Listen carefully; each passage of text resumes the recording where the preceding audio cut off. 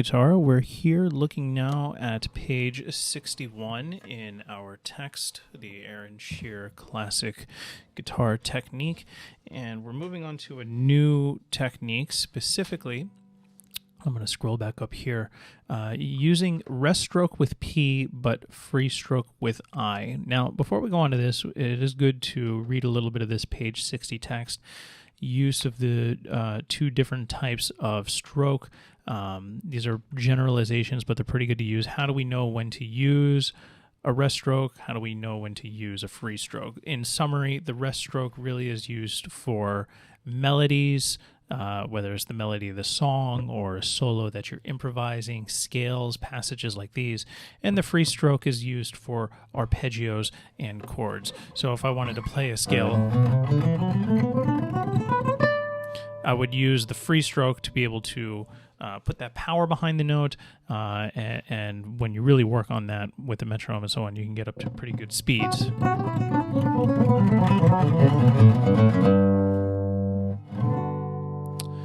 And then we use the free stroke when we do things like arpeggios or chords.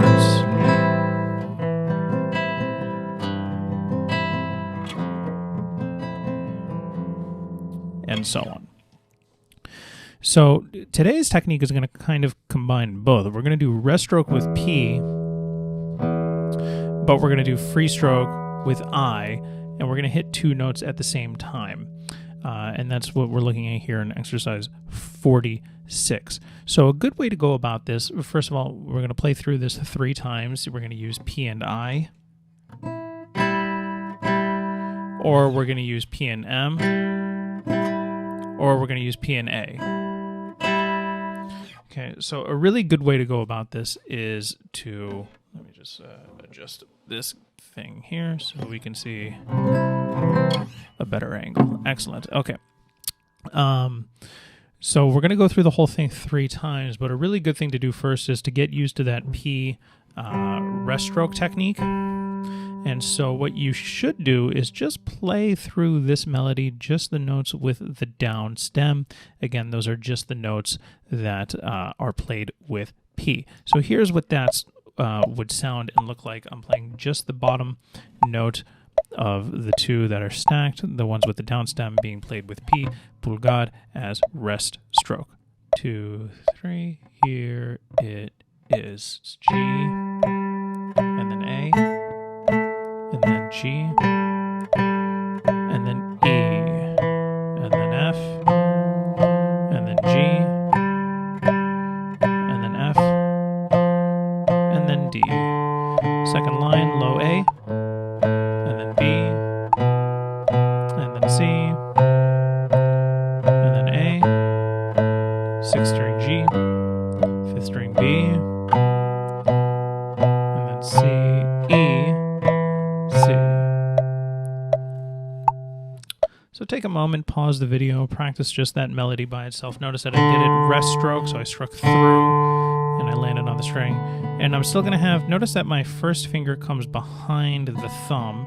And when I do that, that's because I'm going to do this rest stroke. I'm going to land with P here, but I is still going to be up in the air.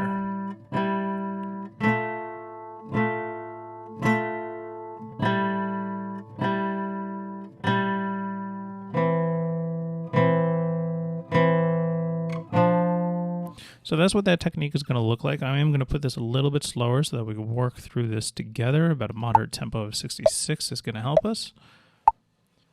So here's exercise 46. I'm going to use P and I, remembering that P is going to be a rest stroke, I is going to be a free stroke. We're hitting both those notes at the same time. You can use P as a place to get that first finger to come to, since the technique is really for that to come to the ball of the hand. All right. 1, 2, 3. Here it is.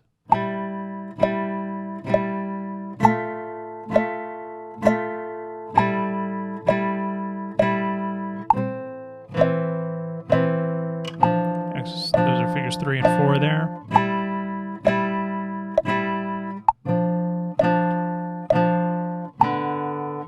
Second line, So every time we see that D on the second string, it's being played with the fourth finger.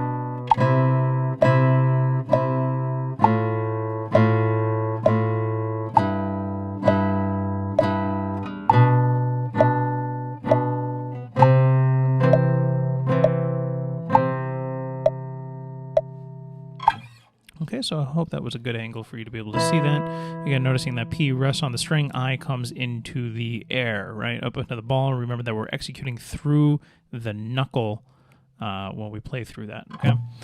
So again, same thing. You want to be able to have all the even strength between I, M, and A. So this time when we go through it, I'm going to play with M instead of with I. Same thing, tempo 66. 1, 2, 3. Here it is.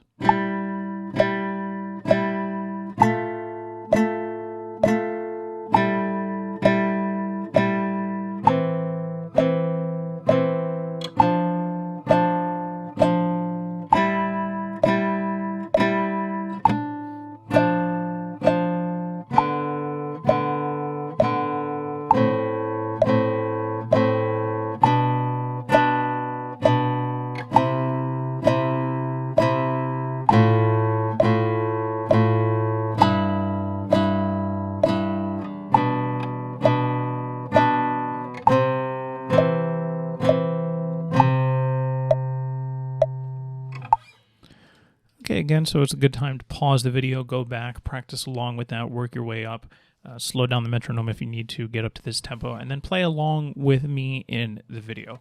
At this point, again, like I said, you want to have even strength between I, M, and A.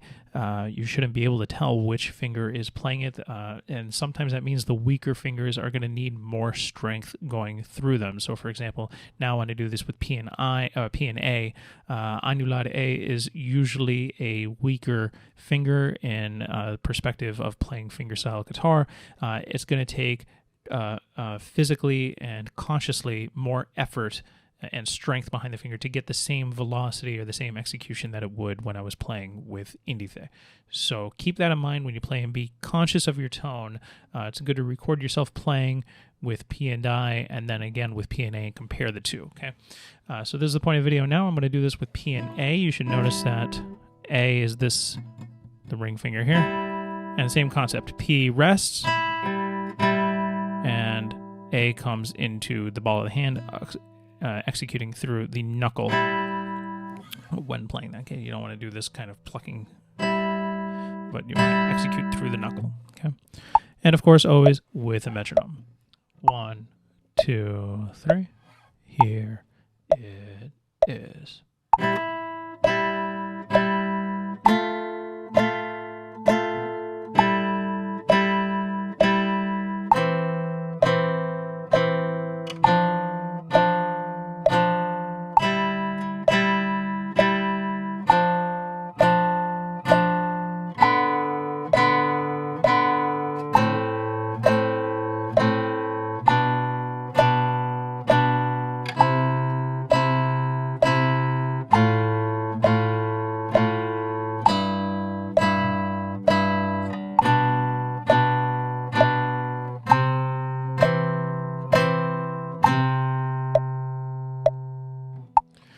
So again, good time, pause the video, slow down the metronome, practice along, do the things that I said, A, B, we call it, right? Like do a recording with P and I, do a recording with P and M, do a recording with P and A, compare the recordings, make sure that you're getting the same tone, the same velocity with each of those 3 fingers.